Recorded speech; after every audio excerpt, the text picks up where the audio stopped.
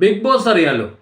Big boss ഇന്ന് ജനശ്രദ്ധയെ ആകർഷിച്ചിട്ടുള്ള ഒരു TV ഷോയാണ്, ഒരു റിയാലിറ്റി ഷോയാണ്.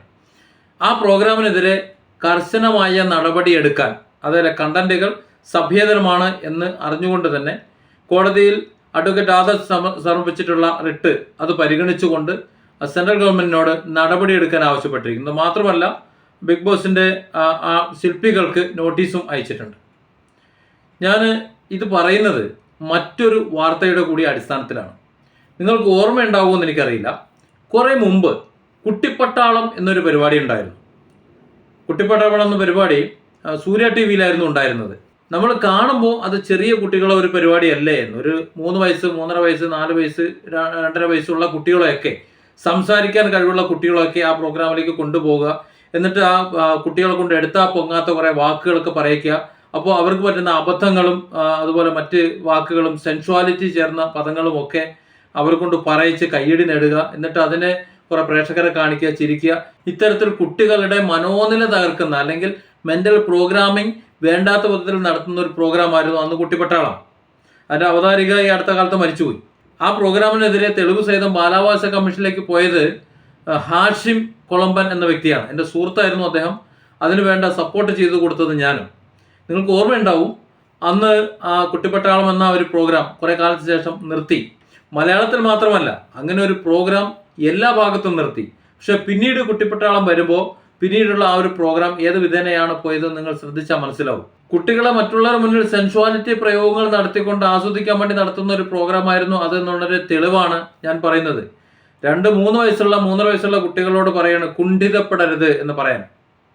സ്വാഭാവികമായി ആ കുട്ടി എന്താണ് പറഞ്ഞത് നിങ്ങൾക്ക് അറിയാമല്ലോ, ഏത് രീതിയിലാണ് പറഞ്ഞിട്ടുണ്ടാകുക എന്നുള്ളത്. എന്നിട്ട് അത് കേട്ട് ബാക്കിയുള്ളവർ ചിരിക്കുക. പിന്നെ അത് പോരാഞ്ഞിട്ട് ആ കുട്ടികളെ കൊണ്ട് അപ്പൻ്റെയും അമ്മേൻ്റെയും കിടപ്പറ രഹസ്യങ്ങളൊക്കെ പറയിക്കുക. അത് പബ്ലിക്കായിട്ട് അവരിരുന്ന് അവിടെ നിന്ന് കേൾക്കുക.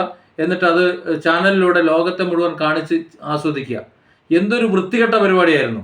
കുട്ടികളുടെ ഷോ എന്ന് പറഞ്ഞാൽ കുട്ടികളെ അവർ മെന്റലി ഡെവലപ്പ് ചെയ്യുന്ന ഷോ ആയിരിക്കണം, അല്ലെങ്കിൽ അവർക്ക് ഭാവിയിൽ യൂസ്ഫുൾ ആയതായിരിക്കണം, അവരെ അപ്രിഷ്യേറ്റ് ചെയ്യുന്നത് അല്ലെങ്കിൽ അവരുടെ മാനസിക വളർച്ച ഉണ്ട് ആ രീതിയിലുള്ളതായിരിക്കണം ആ പ്രോഗ്രാം എന്ന് പറയുന്നത്. അല്ലെങ്കിൽ അവർ ഉപയോഗിക്കരുത്. അപ്പോൾ ആ രീതിയിലുള്ള വളരെ വൃത്തികെട്ട ആ പ്രോഗ്രാമിനെ അന്ന് പൂട്ടിക്കെട്ടാൻ കഴിഞ്ഞ ഒരു വ്യക്തി എന്ന നിലയിൽ ബിഗ് ബോസ് എന്ന ഈ പരിപാടിയിലെ വൃത്തികെട്ട ഒരുപാട് പദങ്ങൾ കുടുംബസമേതം ഇരുന്ന് കാണാൻ കഴിയാത്ത, സമൂഹത്തിൽ വിഷം പതയ്ക്കുന്ന അത്തരത്തിൽ ഒരുപാട് രംഗങ്ങളുണ്ട്. അക്കാര്യത്തിൽ യാതൊരു സംശയമില്ല. ഈ അടുത്ത കാലത്ത് തുപ്പിയിട്ടും തുമ്മിയിട്ടും ഒക്കെ മറ്റുള്ളവരെ കുടിപ്പിക്കുന്നതൊക്കെ കണ്ടു. വളരെ വൃത്തികേടാണ് പലപ്പോഴും അതിനകത്ത് കണ്ടത്. പല വേഷങ്ങളും പല ഡാൻസുകളും ഒക്കെ. എന്തിനാണ് ഇങ്ങനെ ഒരു പ്രോഗ്രാം എന്ന് തോന്നിപ്പോകുന്നു.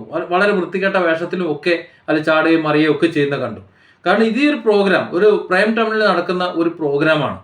അത് എങ്ങനെയായാലും ചാനൽ മാറ്റി അവിടെ ഒന്ന് കണ്ടു കഴിഞ്ഞാൽ കുടുംബസമേതം ഇരിക്കുമ്പോൾ വളരെ പ്രയാസമുള്ള വൃത്തികെട്ട ഒരു പ്രോഗ്രാം. ഇത്തരത്തിലുള്ള പ്രോഗ്രാമുകൾ വെച്ച് പൊറുപ്പിക്കരുത്.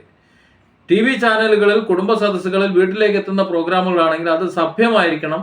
അതുപോലെ തന്നെ എന്തെങ്കിലുമൊക്കെ സന്ദേശം കൊടുക്കുന്നതായിരിക്കണം. ഇനി ഒന്നുമില്ല എന്നുണ്ടെങ്കിൽ വെറും എന്റർടൈൻമെന്റെങ്കിലും ആയിരിക്കണം. കുടുംബത്തിൽ വിഷം വിതയ്ക്കുന്നത് അല്ലെങ്കിൽ സമൂഹത്തിൽ വിഷം വിതയ്ക്കുന്ന യാതൊന്നും തന്നെ ഉണ്ടാകാൻ പാടില്ല എന്ന നിലയ്ക്ക് ഇപ്പോൾ ഹൈക്കോടതി അവരുടെ നിർദ്ദേശം ഞാൻ സ്വാഗതം ചെയ്യുന്നു. കാരണം ഏതൊരു പ്രോഗ്രാമും സമൂഹ നന്മയ്ക്കായിരിക്കണം. അല്ല എന്നുണ്ടെങ്കിൽ പണം ഉണ്ടാക്കാൻ വേണ്ടി ഏത് വൃത്തികെട്ട പരിപാടിയും ചെയ്യാന്നുണ്ടെങ്കിൽ അത് പൂട്ടിക്കെട്ടേണ്ടതാണ്.